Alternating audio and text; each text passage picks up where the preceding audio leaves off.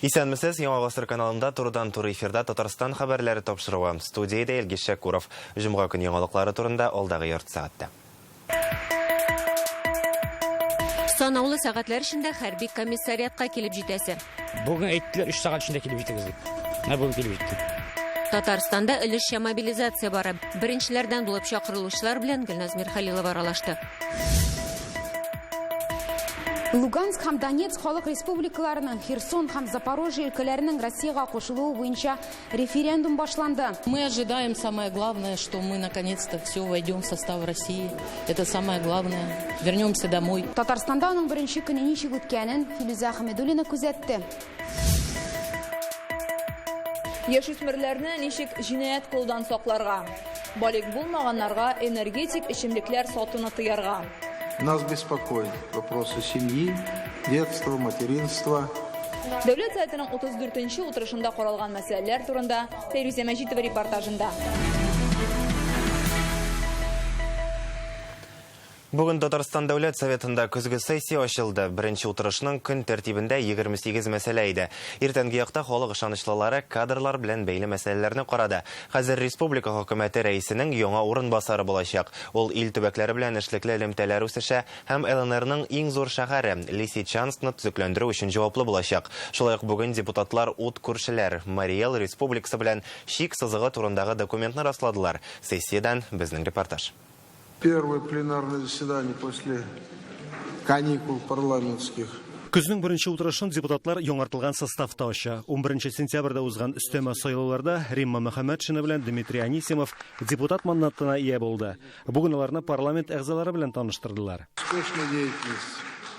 Федерация советына сенаторлыкка Александр Терентьев билгеләнде. Моңарчылыгы вазифада булган Ленар Сафин хәзер КФУның ректоры. Хөкүмәт җитәкчелеге составында да үзгәреш бар. Моңарчы Казанның Иске шәһәр префектурасын җитәкләгән Евгений Варакинны премьер-министр урынбасары вазифасына тәкъдим иттеләр. В рамках своей многолетней трудовой деятельности курировал большой спектр вопросов. Озак еллар дәвамында Евгений Анатольевич күп кенә тармаклардагы мәсьәләләрне хәл итүне контрольдә тотты. Бу торак коммуналь хуҗалык, тышкы төзекләндерү, сәүдә, көнкүреш хезмәте күрсәтү һәм башкалар. Евгений Варакин үзе бу утырышка килмәгән иде. Ул эш буенча башка шәһәрдә дип аңлатты президент. Бу урында сүзгә кушылып. Согласно указу президента, мы отвечаем за Лисичанск.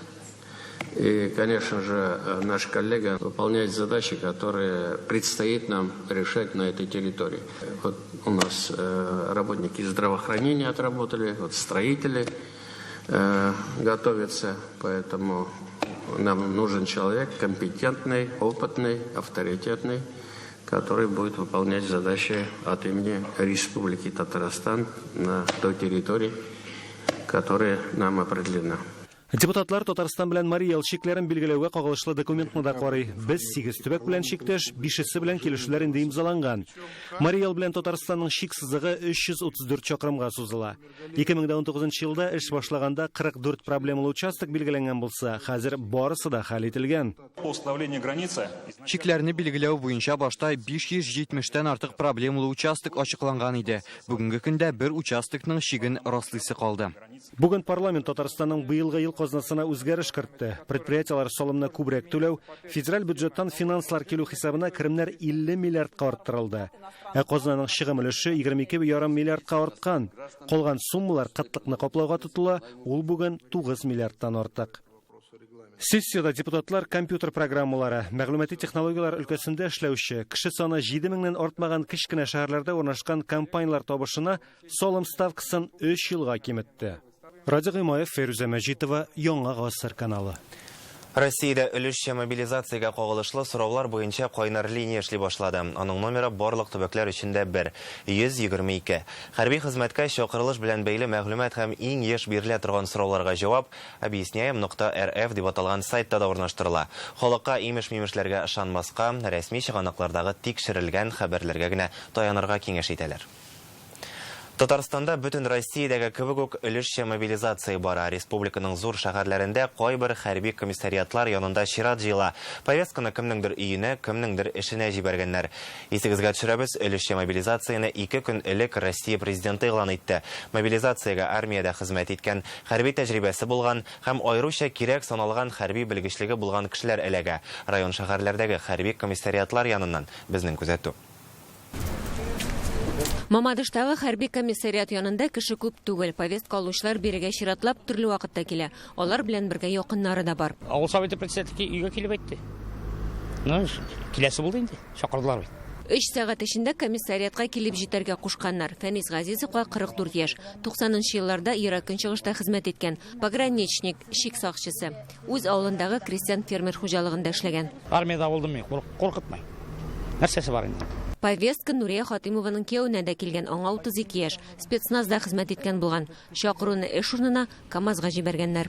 Җибәрделәр повестка, кайтты инде иншалладан. В течение 3 часов прибыть дип җибәрделәр дә. Монысы Ярчаллы шәһәре. Мамадыштан аермалы буларак, биредә иртәдән үк чират җыелган. Бу ир-егетләрнең барысына да повестка килгән. Я бы не бегал бы, я бы пришел бы. Качып йөрмәс идем, теләсәң инде очракта да килер идем. Үз ватанын сакларга тиеш һәр ир шулай эшләр. Туган илеңне һәм якыннарыңны якларга кирәк. Защищать свою страну, своих родных, маму с папой. Комиссариатка чакырылучыларның яше төрле, әмма барысы да армияда хезмәт иткән. Кемдер күптән түгел генә, башкалары озак еллар элек. А что думать-то? Повестка пришла, значит, обязан. Нәрсә уйларга инде, повестка килгән икән, димәк син барырга тиеш. Җыендым да килдем. Әлегә җыелма пунктка китәбез, аннары күз күрер. Монда да мобилизациягә эләгүчеләрнең якыннары, дуслары, хезмәттәшләре озатырга килгән. Но это мой друг, вот одноклассник, мы учились вместе с 1 класса. Дустымны, сыйныфташымны озатам. Повестка килсә, без дә китәчәкбез. Без иратлар бит. Бөгелмәдә яшәүче Никита Крюковка 25 яшь. Ул 2017-2018 елларда Бурятиядә армияда хезмәт иткән. Десантчы була. Повестканы эш урынына җибәргәннәр. Повестку дали, извещение дали, выписку дали. Повестка бирделәр, эш урынына хәбәр җибәрделәр. 26 көнне кичке 6-га комиссариатка килергә диделәр. Мобилизациягә эләккән һәр кеше хәрби дәрәҗәсе һәм вазифасына карап акчалата ярдәм алачак. Гөлназ Мирхәлилова, Алмаз Зияддинов, Кирилл Хабзеев, Ирек Хабибуллин, Яңа гасыр каналы. Бүген Донецк, Луганск халык республикалары, Херсон белән Запорожье өлкәләрендәге азат ителгән территорияләрнең Россиягә кушылуы буенча референдум башланды. Татарстанга Донбасстан күченеп килүчеләр өчен тавыш бирү Казан, Яршалы һәм Әлмәт шәһәрләрендә оештырыла. Моннан сайлау комиссияләре башка урыннарга да чыгачак. Әйтик, бүген Бөгелмәдә шундый мөмкинлек булдырылды. Исегезгә төшерик, 20 сентябрь көнне әлеге республика һәм төбәкләрнең җитәкчеләре референдум уздыру карарын кабул итте. Владимир Путин моны хуплап чыкты һәм Россия тавыш бирүне оештыру өчен шартлар булдырачак дип белдерде. Бөгелмәдән Филүзә Хәмидуллина. Бөгелмәгә күченеп кайтырга мәҗбүр булучылар техника йортына килеп тавыш бирә ала. Монда барлык шартлар да тудырылган. Шулай ук Баулы һәм Ютазга күченеп кайтырга мәҗбүр булучыларын да шушы участокта кабул иттеләр. Светлана Матека сайлау участогына 2 улы белән Баулыдан килгән. Бу көнне озак көттек ди алар. 2014 елда Донбасста шартлаулар башлангач Татарстанга күченәләр. 2 улы Украинада була, ә ире торган җирен сакларга кала. Быел инде малайлар да Татарстанга күченеп килгән. Я ожидаю каких-то изменений к лучшему, потому что хуже уже больше некуда. Мин бу референдумнан соң барда яхшыга үзгәрер дип өметләнәм. Чыннан да анда хәлләр куркыныч. Россия безне яклар дип уйлыйм. Элек Донбасс Россиянеке иде бит. Анда тынычлык урнашып, кабат туган якка кайтырбыз дип яшибез. Юлия Сергеева Краматорск шәһәреннән. Алар ире белән Татарстанга әле 1 ай элек кенә күченеп килә. Туган шәһәрен ничек итеп утка тотканнарын йылы-йылы сөйли. Россиягә кушылу тарихи хакыйкатьне тургызу булачак ди ул. Мы ожидаем самое главное, что мы наконец-то все войдем в состав России. Это самое главное. Вернемся домой. Россия составына кушылып, тизрәк үзебезне үз өебездәге кебек хис итәсебез килә. Советлар Союзында да яшәдек. 2005 елда Самарда да тордык. Минем ирем хәрби кеше, шуңа Россия якын безгә. Әниләр янына Украинага киткән идек тә, ул ил безне үги балалары кебек кабул итте. Бу референдумда күпләр уңай якка тавыш бирер дим инде. Үз тавышларын бирергә дип бүген участокка дистәләгән күченеп кайтучы килде. Максименкалар да Украинадан, соңгы 20 елда Португалиядә яшәгәннәр. Донбасста махсус хәрби операция башлангач, Россиягә кайтырга булалар. 22 года жили в Португалии, а до Португалии жили Краматорск, Донецкая область. 22 ел Португалиядә яшәдек, аңа кадәр Краматорскта. 2001 елда оннан киттек, без Россия алып барган сәясәтне яклый башлагач, безне Европада дошман күрделәр. Шунда ук Россиягә кайтырга булдык. В Россию просим гражданство. Участокка килгәч, алар референдумда катнашучылар исемлегенә кертсеннәр өчен гариза яза. Шулай ук паспорт кирәк.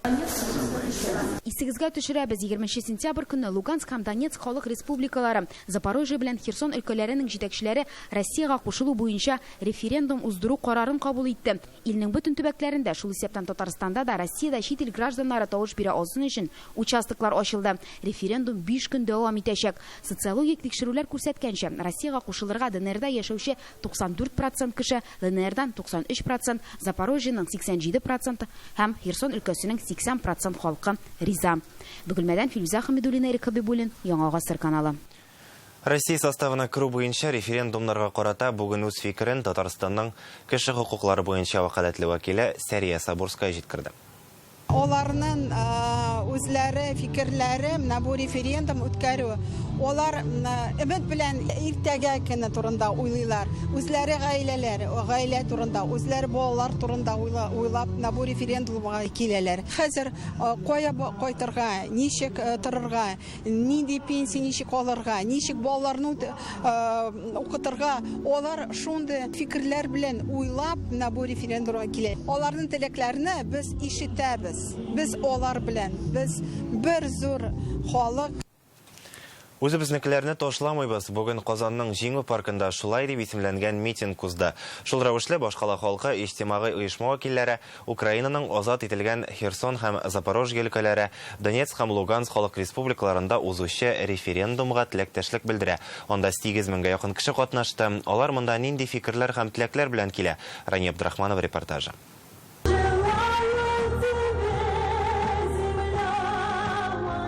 Сәхнәдән патриотик рухтагы җырлар яңгырый, түрдә кулларына әлем тоткан халык. Украинаның азат ителгән территорияләрендә референдум уздыруга теләктәшлек белдерүгә багышланган митингның Җиңү паркында узуы ук символик мәгънәгә ия.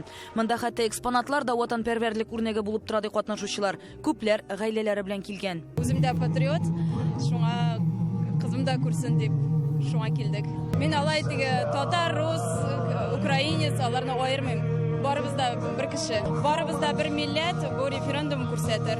Эвелина кебек уйлаучылар биредә байтак. Митингка 8 меңгә якын кеше җыелды. Херсон, Запорожье өлкәләре, Донецк һәм Луганск халык республикалары кешеләре безнең кардәшләр диялар. Без бу референдумнарга үзебезнең теләктәшлегебезне белдерәбез, чөнки күрәбез, аңлыйбыз. Менә мин үземдәге Мариуполь шәһәренә барып, гуманитар миссия белән андагы гади халыкка ярдәм итеп кайттым. Алар белән аралашканнан соң мин инде аңлыйм, чөнки алар чыннан да үзләрен Россиянең бер өлеше дип саныйлар. Алар барысы да рус телендә сөйләшәләр. Һәм инде бүгенге үткән референдумнарны алар чыннан да күптән көткәннәр. Инде менә теге 14 елдан бирле көттек, бик күптән көттек дип әйтүчеләр дә булды. Без поддерживать итмәсәк, үзебезнең кешеләрне, безнең нация югалырга мөмкин. Шуңа күрә без бергә булырга тиешбез. Мы привыкли с детства, что нас воспитывали. Без кичкенәдән 15 республика бер дәүләт булып үстек. Шуңа аларны якын туганнарыбыз кебек күрәбез. Әлбәттә, аларның кабат безнең белән булуларын телибез. Белгечләр Россиягә кушылырга теләүчеләр өчен референдумның әһәмиятен ассызыклый. Миңа 66 яшь. Без Советлар Союзы вакытында туып үскән, укыган, армиядә служить иткән кешеләр. Ул вакытта 1 ел бетербездә Луганскида, Донбассда, Запорожье, Херсон, Татарстанда biz bir il халык гражданнары. Донецкида, Луганскида, Херсонда, Запорожье, шушы безнең Россия составына керү турында референдум объявить итте, дөрес эшләгәннәр. Мин саныйм, ул өлкәдә яши торган кешеләр, ул безнең кешеләр. Ул безнең кан кардәшләр, ул рус кешеләре, Россия кешеләре. Безнең алар белән уртак тарих, уртак Россиянең язмышы, киләчәге. Шуңа күрә ул халыкларны без ташларга тиеш түгел. Бүгенге митинг үзебезнекеләрне ташламыйбыз дигән шигар белән үтте. Рания Абдрахманова, Игорь Романов, Яңа Гасыр каналы. Бүген төнлә Казанга Луганск Халык Республикасында эшләгән Татарстан табиблары кайтты. 2 атна дәвамында алар җирле халыкка һәм безнең хәрбиләргә медицина ярдәме күрсәтә. Бүген алар белән республиканың сәламәтлек саклау министры Марат Садыйков очрашты. Казанның 7-нче һәм республиканың клиник хастаханәләреннән 25 табиб киткән була. Алар 2000 ярымнан артык кешене дәвалаган. Министр табибларга рәхмәтен җиткерде, тиздән аларга дәүләт бүләкләре тапшырылачак. Татарстанда белгенлеккә чыккан 63 компаниянең элеккеге җитәкчеләренә 182 миллиард сумга шикаят биргәннәр. Иң зур бурычы булучылар кемнәр ул? Бу хакта бүген Реальное время интернет газетасы яза. Бүген Россиянең санитар-эпидемиология хезмәте оешуга 100 ел, аны Татарстанда да билгеләп уздылар. Тантанада Рөстәм Миңнеханов катнашты. Иң элек ул Роспотребнадзорның республикадагы идарәсенә 10 Лада автомобиле ачкычын тапшырды. Рөстәм Миңнеханов бу хезмәтнең 1 гасыр дәвамында халыкның гигиена һәм санитар иминлеген ышанычлы тәэмин итүен билгеләп узды. Мәкерле вирус таралуга юл куймауда Роспотребнадзор хезмәткәрләренең зур өлеш кертүен искәртте. Без эчкән су, сулаган һава, ашаган ризык, эш шартлары барсы да сезнең ышанычлы кулларда, ди Рөстәм Миңнеханов. Тантанада хезмәтләрендә яхшы нәтиҗәләргә ирешкәннәргә дәүләт бүләкләре дә тапшырылды. Сегодня без преувеличения можно сказать, что в ваших руках находится здоровье нации, а значит и благополучие всего государства. На канун юбилея вашу деятельность высоко оценил президент Российской Федерации Владимир Владимирович Путин. И это говорит о многом. В том, какая опасность для людей и разрушительная для экономики может быть пандемия лишь одной отдельно взятой болезни. Мы убедились на примере новой коронавирусной инфекции. Она уже еще раз помогла нам увидеть, насколько важен ваш труд. Без кабат Татарстан парламенты утырышына әйләнеп кайтабыз. Депутатлар бәлег булмаганнарга энергетикалы эчемлек, сыйыкландырылган углеводород газлы товарларны сатуны тыярга җыена. Бүген бу турдагы канун проектын беренче укылышта карадылар. Балалар арасында җинаятьчелекне бетерү, тәрбия мәсьәләләренә зур игътибар кирәклеген дә искәрттеләр. Яшүсмерләр арасында үз-үзләренә кул салу очраклары яшайган. Мондый аяныч хәлләрне ничек булдырмаска? Сессиядән Фәйрүзә Мәҗитова. Парламентның бүгенге утырышында каралган иң бәхәсле мәсьәлә ул балик булмаганнарга энергетик эчемлекләрне сатуны чикләү турында иде.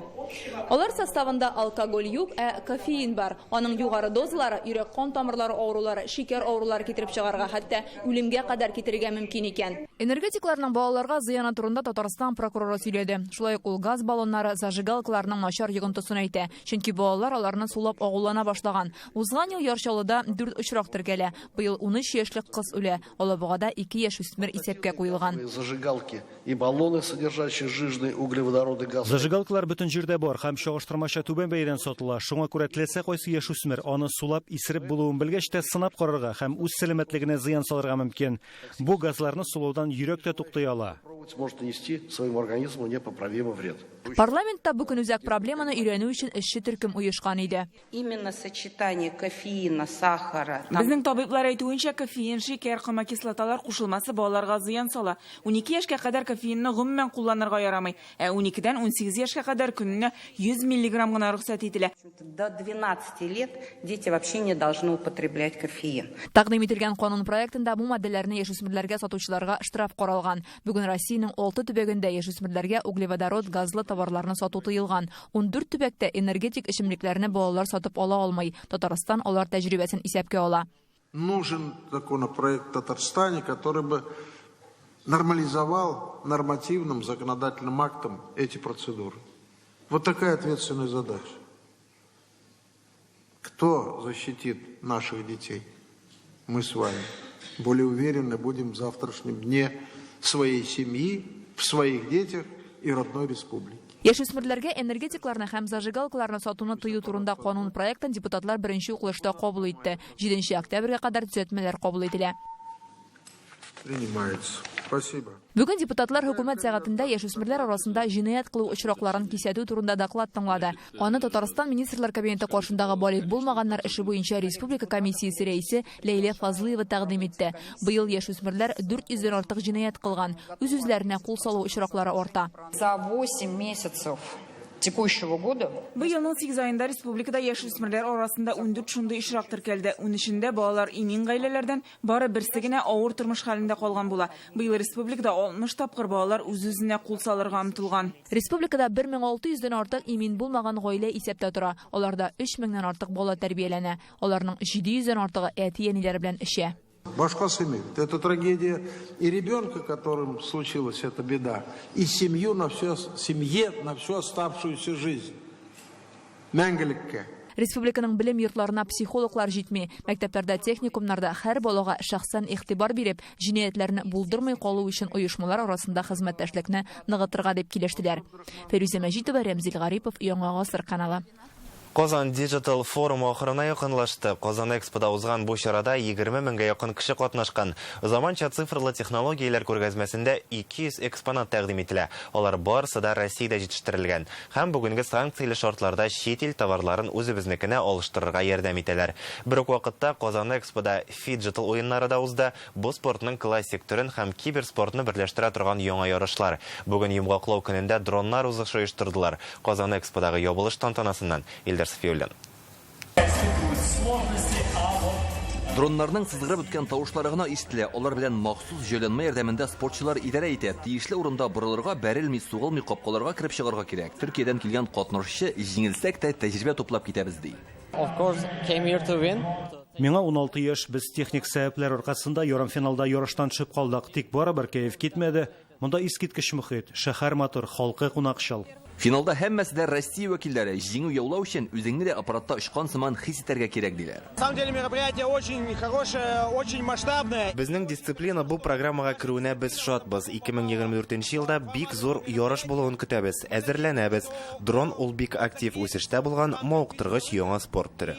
Дроннан тыш баскетбол, футболда да ярыштылар. Анда Россия, Белоруссия, Бразилия, Төркия һәм башка ил вәкилләре катнашты. Беренче кыймак тиерле булмады ди оештыручылар. Все было организовано на самом высоком уровне, практически все сервисы. Әлбәттә, камилләштерү буенча эшлибез. Тамашачыларны җәлеп итәр өчен ярышларны кызыклырак оештырырга кирәк. Яктылык өстисе бар, ләкин менә бу спорт төрләре һичшиксез программада калыр. Digital спорт уеннары буенча чираттагы сынау ярышлары ноябрь айында узачак. Анда әлеге спорт төрләренә хоккейда өстәлергә тиеш. Ул чакта ярыш программасы Казан Экспо белән эшләнеп калмыйча баскет-холл һәм тагын берәр спорт комплексында үтәр дип белгечләр. Монысы Digital Week форумының ябылыш тантанасы, сәхнәдәге цифрлы күренешләр, заманча ут бизәлеше 3 көн барган чараның югары дәрәҗәдә булуын чагылдыра. Куелган максатлар үтәлде оештыручылар. Нәтиҗәләр бик зур, дөрестән дә бик күп катнашучылар, килүчеләр дип әйтим инде, теге онлайн түгел. Иң көчле яктан безнең выставкада күп экспонентлар, аны беләсез, 222 компания, алардан сөйләштек, алар әйтәр, күп кызгачучылар күп. Кызгачучылар кеше күп булгач, алар сатылачаклар. Сатылгач безнең бу выставка, как бы вращатканча удалось, файдасы булачак. Форум эше 10 юнәлеш буенча узды. Медицина, мәгариф, мәдәният, бизнес, дәүләт белән идарә итүгә кагылышлы инновациялар турында фикер алыштылар. 20 тысяч народ. 20 меңнән артык кеше җыелган, иң заманча технологияләр тәкъдим ителде. Бу ил күләм дәрәҗәдәге зур вакыйга. 3 көн эчендә узган чарага нәтиҗәләр ясап, алга таба эшләү юлларын билгелибез. Форум кысаларында 10 килешү имзаланган, уртак хезмәттәшлек ныгый дигән сүз. Үзебездә җитештерелгән технологияләр белән кызыксыну һәм аларга ихтыяҗ арта. Илдар Сафиуллин, Олег Мыльников, Яңа Гасыр каналы. 26 сентябрьдән 4 октябрьгә кадәр Урал төбәкләрендә бөтен Россия татар төбәк тарихын өйрәнүчеләр форумы узачак. Ул быел үзгә форматта оештырыла. Урал төбәгендәге татар авылларына төбәк тарихын өйрәнүчеләр, галимнәр, журналистлар һәм татар җәмәгать эшлеклеләре киләчәк. Форум Пермь краен, Свердловск һәм Чиләбе өлкәләрен кулашлый. Әлеге чаралар Идел буе Болгар дәүләтендә ислам динен рәсми кабул итүгә 1100 ел тулуга багышлана. Белгечләр татар төбәкләрендә төрле очрашулар үткәрәчәк, семинар, конференцияләр, авыл тарихын өйрәнү буенча осталык дәресләре бирәчәк. Алга таба уртак эшчәнлек алып бару өчен юнәлешләр каралачак. Biz endi avullar tarixini yazganda birinchidan ekspeditsiya o'tkazib kerak, ikkinchidan bizga kerak konferensiyalar o'tkazib, konferensiyadan so'ng kitoblar chiqarishga, xalq bilan ishlarga mana zo'r bizning yo'nalish bu shaxslar tarixi. Chunki millatni shaxslar ko'taradi. Shaxslar orqali millatni biladi, dunyo taniydi. Bizning o'zimizning tatar millatiga ko'p kishi shaxslarni bilib bitmaydi. Shuning uchun boshqa millatlarga bizning millatni tanituv, uning darajasini ko'tarish uchun shaxslar kerak. Nindi shaxslar shunday millat. Birinchi Tatar төбәкчеләр оешмасы Бүтән дөнья Татар конгрессы белән берлектә 2015 елда төзелә. Россия буенча шундый 103 төркем булса, Татарстанда аларның саны 60лап. Төбәкчеләр эшчәнлеге галимнәргә дә төрле тикшеренүләр алып барырга нигез бирә. Шулай ук авыл тарихларын язучы хәвәскәрләр дә мәгълүмат тупларга ярдәм итә. Алар шәхесләр аркылы үз туган якларын таныталар. Үзем шушы авылда туып үскәч тә, шунда укыгач та, минем әби-бабайларны ишетеп, аларның сөйләгәннәрен авыл турында, авыл тарихы турында менә алар минем күңелдә уелып калганнар.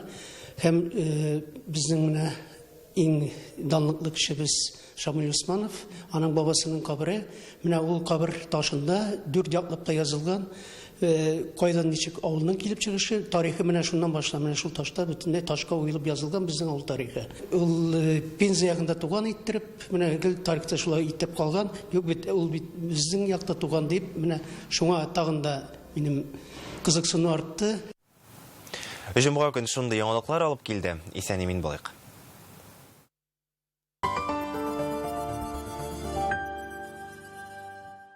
Сбережения не только от слова «беречь», но и приумножать. По программе «Почетный пенсионер» финансовый центр «Открытие» предлагает до 15% годовых на ваши сбережения. Лечение катаракты от 18 тысяч рублей. Лазерная коррекция зрения 13 500 рублей. В Республиканской клинической офтальмологической больнице за один день. Только до 15 октября. ЖК «Светлая долина». Квартиры в Казани с парком и набережной вдоль реки для неспешных прогулок и активного отдыха.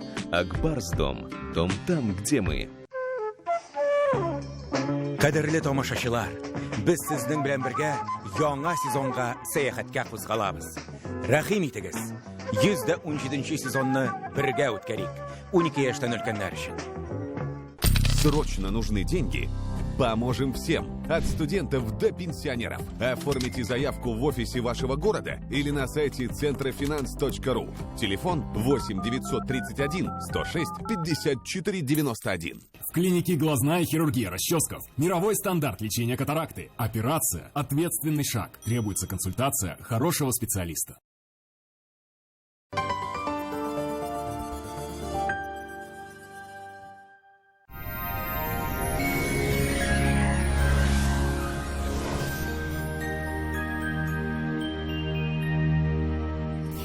Исәнмесез, эфирда һава торышы чаралышы. Сентябрь безгә тагын бер җылы һәм уңайлы көн бүләк итәчәк. Киләсе минутларда һава торышы белән якынрак танышырбыз. Яндекс погода мәгълүматы буенча көньяк-көнчыгыш Бөгелмә Баулы Азнакайда аязучан болытлы һава урыны белән яңгыр 23 градуска кадәр. Төньяк-көнчыгыш Түбән Кама Яршаулы Алабугада болытлы 22 градуска кадәр. Төньякта Актаныш, Әгәрҗе, Менделеевскида шулай ук урыны белән яңгыр булырга мөмкин, уртача 21 градус. Төньяк-көнбатыш Арча, Кукмара, Балтачта явым-төшемнәр көтелә, уртача 20 градус. Көньяк-көнбатыш Болгар, Буа, Чүпрәледә болытлы 20 градус җылы. Чистай, Нурлат, Мамадышта шулай ук аязучан болытлы һава урыны белән яңгыр 22 градуска кадәр. Якшәмбе көнне салкын атмосфера фронты һаваны суытачак, яңгырлар көтелә дип фаразлана. Сезнең өчен кызыклы мәгълүмат. Аверс банкка бизнеска яңа тышкы икътисади эшчәнлеккә күнегергә ярдәм итә һәм бушлай исәп-хисап счеты ачырга халыкара банкларда төрек лирасы, Кытай юане, Казахстан теңгелары белән эш иткәндә түбән комиссия тәкъдим итә. Банк Аверс помогает бизнесу адаптироваться к новым условиям внешнеэкономической деятельности. Банк расширил возможности по валютному обслуживанию клиентов. В рамках акции «Выгодный ВЭТ для бизнеса» Банк Аверс предлагает бесплатное открытие расчетного счета и сниженную комиссию на международные переводы. Банк Аверс. Надежность имеет традиции. Надоело щуриться и напрягать глаза? Выход есть. Весь сентябрь. Очки для зрения на заказ всего за 1190 рублей. Корт Оптика. Үзенчәлекле булу, башкалардан аерылып тору, күзләреңнең сәламәтлеген кайгырту җиңел. Сентябрь буе Корт оптика салоннарында кояштан саклаучы күзлекләргә һәм оправаларга 50% ташлама.